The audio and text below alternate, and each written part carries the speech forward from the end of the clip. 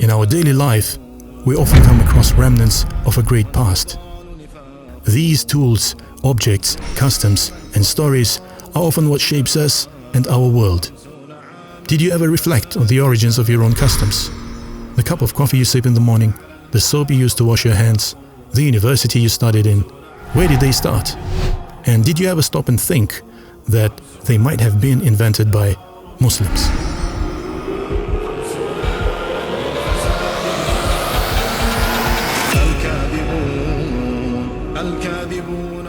Not only was the news of a new COVID-19 vaccine a great storyline, but it also gave some pride to the Muslim community, as it was two Turkish-born doctors and scientists that provided this first breakthrough in the chase for a global vaccine. However, many of us don't know that the origins of vaccination as a concept originated in the process of inoculation, which reached the Western world through the Ottoman Empire.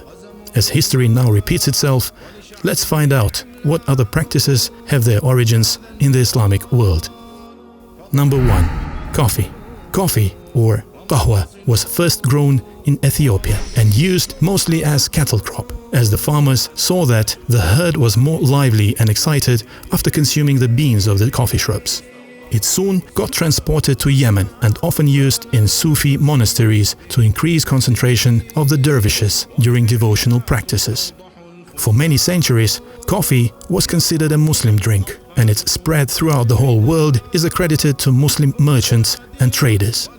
Today, it is one of the most traded and valuable commodities in the world, with 2.25 billion cups of coffee consumed daily. Number 2. Chemistry. Cleanliness was something attributed to Muslims even in times when bathing was still regarded as unhealthy in Europe. Through the great scientists of the Islamic Golden Age, the concept of alchemy was formalized into what is today known as chemistry, and with this came many firsts, such as the process of distillation, evaporation, filtration, and purification. Muslim chemists formulated the general recipe that we still use for our soaps today. Number 3. The university. Did you know that the madrasas of the Islamic world are the archetypes of the modern-day universities? As learning is at the core of Islam, the University of Al-Qarawiyyin was founded as a mosque by Fatima al-Fihri in 859 in Fez, Morocco. It soon became a spiritual and educational center and a blueprint for learning institutions of today. UNESCO and Guinness Book of Records both recognize this institution as the oldest continually operating higher learning institution in the world, as it is still running after 1200 years from the day it was founded. Number 4. Camera and optics.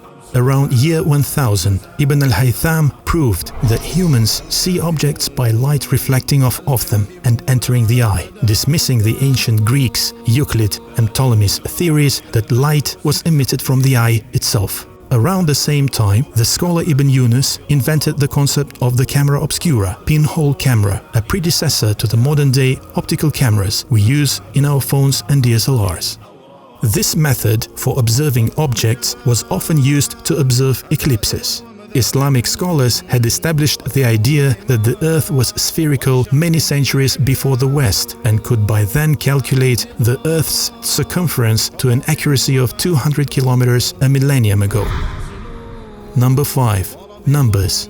The numbers we use daily in the West have come to us from the Muslim world, as traders and merchants brought these concepts to the West through Andalusia, modern Spain.